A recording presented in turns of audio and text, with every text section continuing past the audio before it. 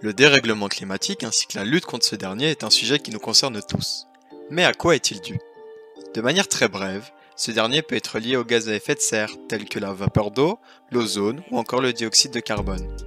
Nous allons nous focaliser sur le dioxyde de carbone puisque c'est sur celui-ci que nous avons le plus d'influence. Afin de diminuer nos émissions de CO2, le passage des énergies fossiles aux énergies renouvelables comme l'énergie solaire ou éolienne est nécessaire. Cependant, la production de ces énergies est irrégulière. On peut dès lors en avoir trop ou trop peu selon les conditions météorologiques. Le surplus produit doit pouvoir être stocké pour l'utiliser en cas de besoin. C'est ici qu'intervient le Power to Gas.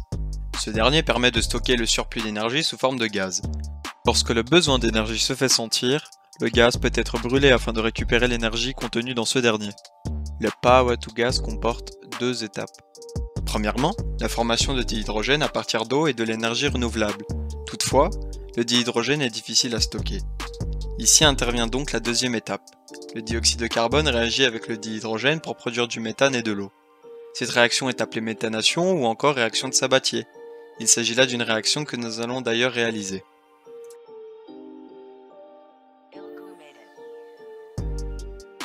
Voici le montage utilisé pour la réaction de Sabatier. Une seringue comporte 80 ml de dihydrogène et l'autre 20 ml de dioxyde de carbone.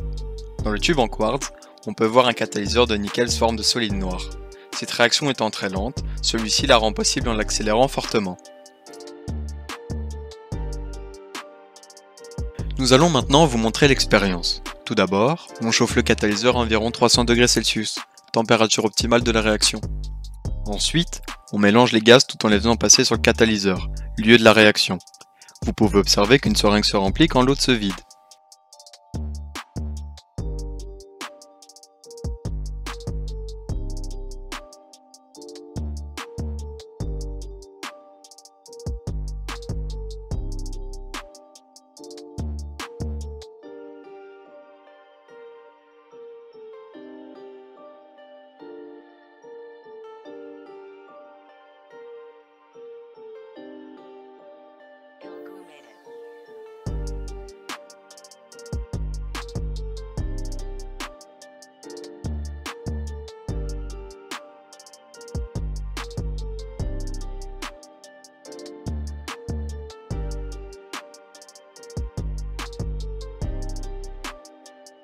La réaction est terminée lorsque le volume total dans nos seringues passe de 100 ml à 20 ml de gaz. Mais pourquoi le volume a-t-il diminué d'un facteur 5?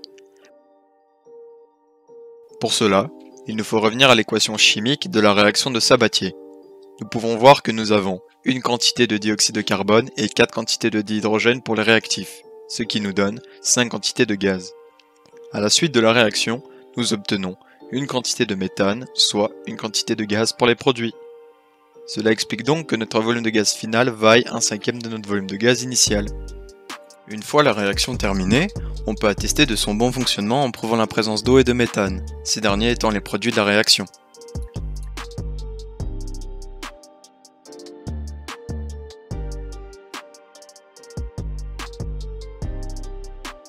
Tout d'abord, nous pouvons observer des gouttes dans notre montage.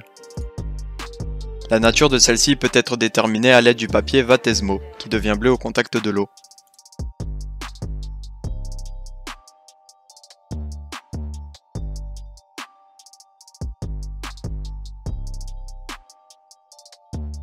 Concernant le méthane, on peut démontrer sa présence à l'aide d'un détecteur approprié.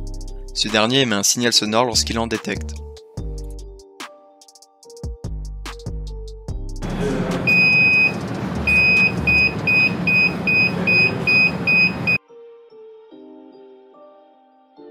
En résumé, nous voulons réduire nos émissions de dioxyde de carbone. Pour ce faire, une solution serait de préférer les énergies renouvelables aux énergies fossiles.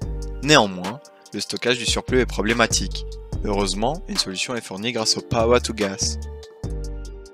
Par ailleurs, il est intéressant de mentionner que le Power to Gas permettrait aussi le recyclage du CO2. Voilà une piste intéressante à creuser pour un meilleur futur.